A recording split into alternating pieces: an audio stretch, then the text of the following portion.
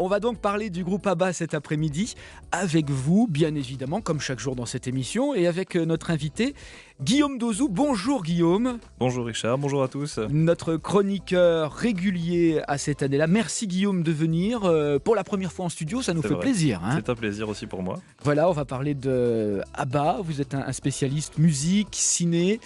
Et c'est toujours passionnant quand on se penche sur la carrière du groupe ABBA parce qu'il y a plein de choses à raconter. Il y a plein de choses à raconter, puis surtout il y a beaucoup de petites histoires qui sont intéressantes aussi pour comprendre la grande. Voilà, les petites histoires dans la grande avec Guillaume Dozou et avec vous.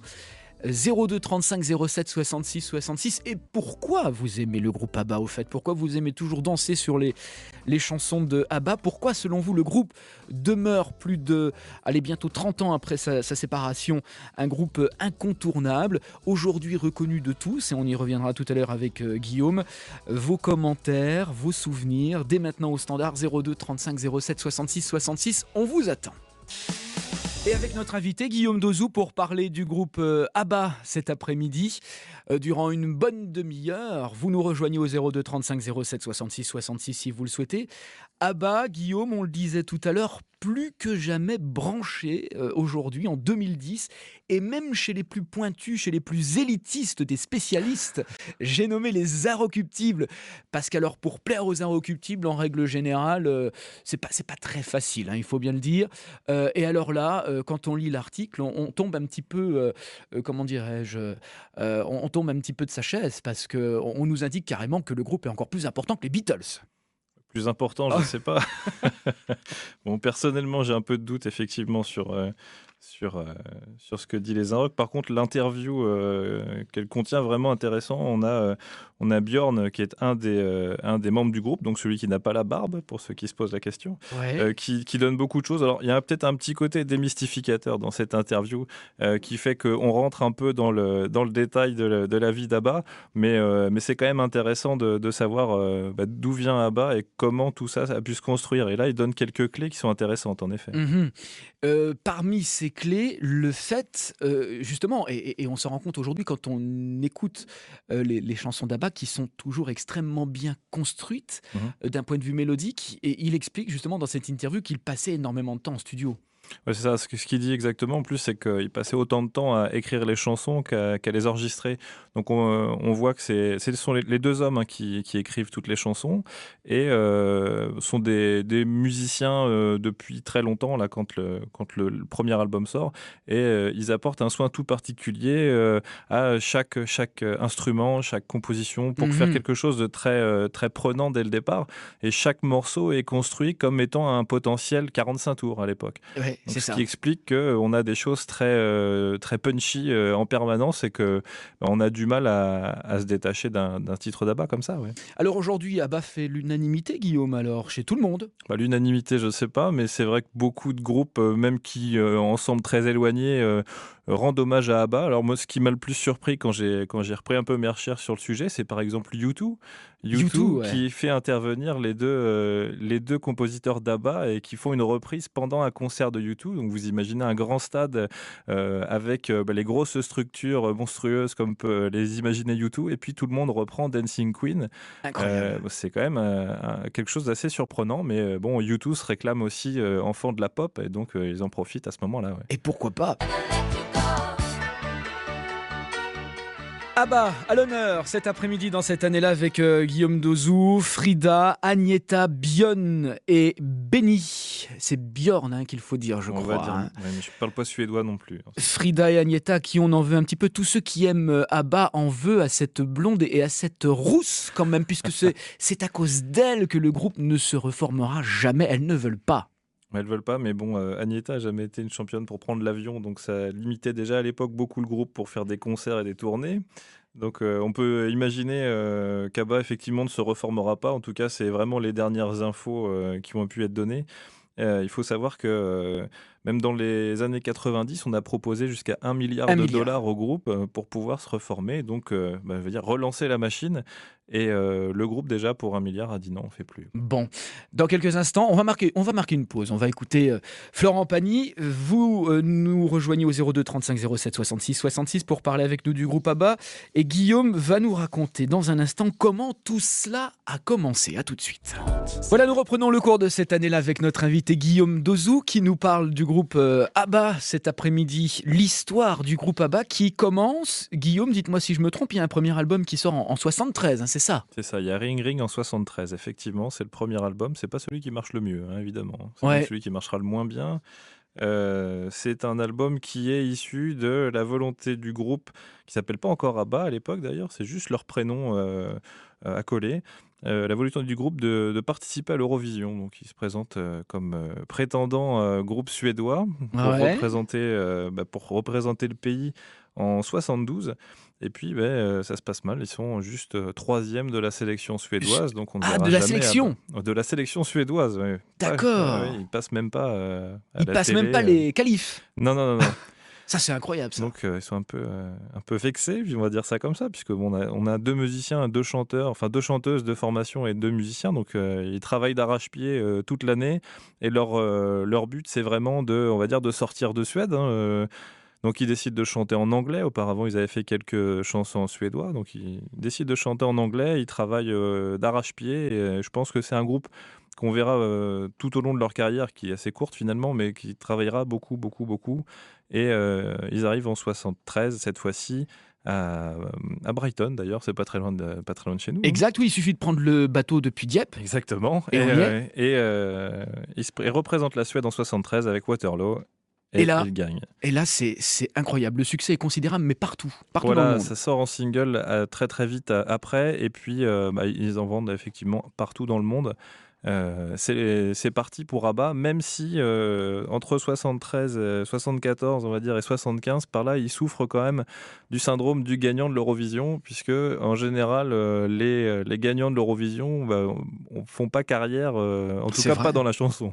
Ouais. Donc là, c'était un gros travail pour eux, pour essayer de regagner un peu le cœur du public et des critiques, parce que le premier album, très bien, mais quid du deuxième? On a souvent dit que l'anglais était parfois approximatif, c'est vrai, non? Dans les premiers succès. Il y a quelques fautes de grammaire. Bon, là, faut vraiment se pencher sur le sujet pour les entendre. Il y a un tout petit accent suédois, mais ça, c'est rigolo à entendre, quoi. Ça montre un peu le côté exotique du groupe. Mais non, c'est quand même plutôt bien écrit, hein, je le redis, mais c'est des gros bosseurs, donc ils ont vraiment poussé à l'extrême leur qualité d'écriture. Les succès vont s'enchaîner et ça va durer quasiment 10 ans, hein, jusqu'en 1983. Le succès est planétaire. En revanche, c'est un groupe qui fait peu de tournées. C'est ça, c'est pas un groupe qui se déplace beaucoup, il y a très peu de concerts d'ABBA. On trouve un documentaire qui relate une tournée en Europe et en Australie, mais c'est vraiment dans les rares traces, on va dire, officielles des concerts. Il n'y a pas d'enregistrement pirate qui traîne plus que ça. Enfin, c'est vraiment un groupe plutôt de studio. Un groupe de studio. Ouais. Et quand on écoute leurs morceaux, je pense qu'on va en écouter tout à l'heure, mais on peut s'apercevoir quand même que c'est très très fouillé au niveau de la production. Il y a beaucoup de petits instruments qui interviennent à certains moments, et comme ils souhaitent rester 4 sur scène, c'est pratiquement des chansons qui sont impossibles à reproduire, quoi. Ouais. Ce qui fait que même un concert d'ABBA, évidemment il y a l'ambiance, il y a tout ça, mais on ne retrouve pas la qualité qu'on peut entendre sur un titre studio. Est-ce qu'on a une idée du plus grand succès du groupe? Quelle est la chanson qui a le mieux fonctionné? On sait ça, ou c'est très difficile à dire? C'est difficile parce qu'il y a eu beaucoup de singles sortis à l'époque, hein. C'était en plus leur but, hein. C'était que chaque chanson fasse pratiquement un single. Donc les grosses ventes du groupe sont quand même autour des années, on va dire 77, 78. Donc Ouais. un album qui s'appelle tout bêtement The Album. Il y a Voulez-vous aussi qui marche très bien en 79. Mais déjà, globalement, comme on a un chiffre de vente qui est autour de 380 millions d'albums vendus, et que ça marche encore en ce moment d'ailleurs, on va dire que les gros succès sont quand même au cœur de leur carrière, autour de 79, quoi. Vous parliez tout à l'heure de réalisations extrêmement fouillées dans bon nombre de titres. Vous avez cité Voulez-vous, il y a une ligne de base dans cette chanson qui est assez sidérante. Ah oui, quand même. effectivement, Ouais. il y a pas mal de choses qui... en fait, c'est la combinaison de tout ça, tout ce travail qui fait que les mélodies, on la retient. Ils sont pas là pour on va dire superposer tout un tas de sons et pour faire une espèce de bouillie à la fin. Ils sont vraiment là pour travailler sur l'accroche du morceau. Et ce qui fait que dès qu'on entend un morceau d'Abba, on l'a dans la tête pendant plusieurs semaines, quoi.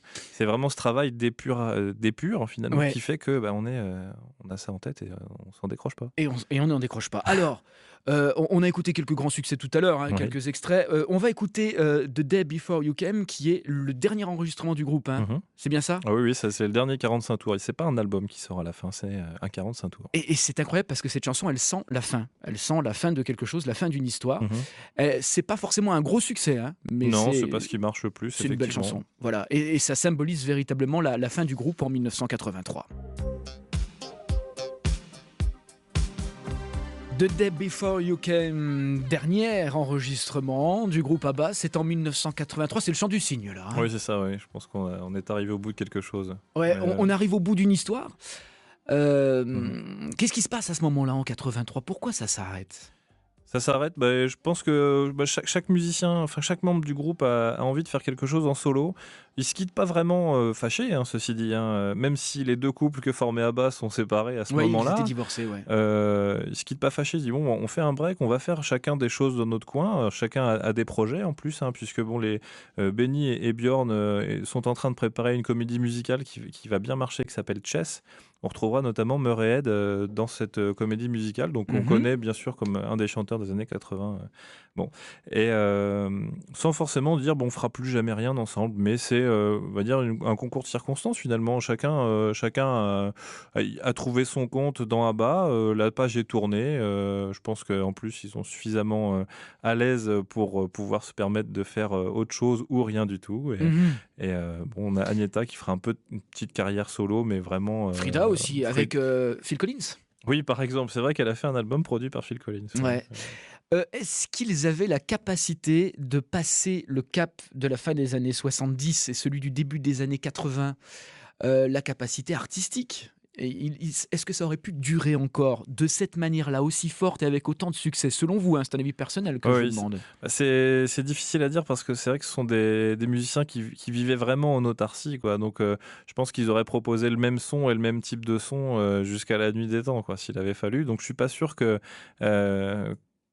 auraient été piochés dans des sons nouveaux, dans des choses très synthétiques qui s'annonçaient à ce moment-là. Donc je suis pas sûr que le public ait suivi en masse s'ils avaient continué dans cette optique-là, mais je pense qu'ils se sont lassés avant tout. Alors l'après ABBA, il faut en dire quelques mots avant de nous séparer. Guillaume, c'est très drôle parce que vous êtes venu avec un 45 tours qui s'appelle Abacadabra et qui en fait me rappelle mon jeune temps. La chanson s'appelle L'Enfant d'eau et c'est dommage, on vient de déménager, on est dans du flambant neuf, on n'a plus de platine disque. Voyez, tout se perd. Et on n'a plus la platine 45 tours et je ne sais pas si celui-ci a été digitalisé par la discothèque numérique centrale de Radio France. Je vous fais pénétrer dans les coulisses là. N'est-ce pas ? L'Enfant d'eau, et ça c'était une comédie musicale qui avait été écrite en 83, c'est ça ? C'est ça, c'est 83. Et Balavoine. Alors Plastique Bertrand, 83 quand même.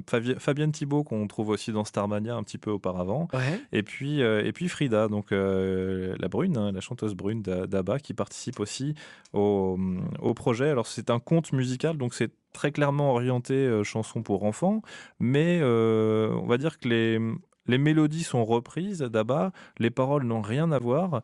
L'Enfant d'eau et Abacadabra, c'est vrai que c'est donc sur les deux titres du 45 tours, ne racontent pas du tout la même histoire. Enfin, on est vraiment là sur une réinterprétation du travail d'ABBA. Avec les enfants d'Asnières. Avec l'accord des enfants d'Asnières. Et puis bien entendu, Mamma Mia, on va pas y revenir, succès mondial, et puis ça se joue à Paris en ce moment même. Et en français, je précise. Et en français, et voilà, qu'est-ce qu'on peut dire ? Que reste-t-il d'ABBA, Guillaume Dozou, en 30 secondes ? Il reste beaucoup de choses, beaucoup de collectionneurs par exemple, parce que ABBA c'était quand même une grosse industrie. Ils ont monté leur studio eux-mêmes, ils fabriquaient tout eux-mêmes, ils validaient les goodies, enfin c'était vraiment quelque chose de très très très gros.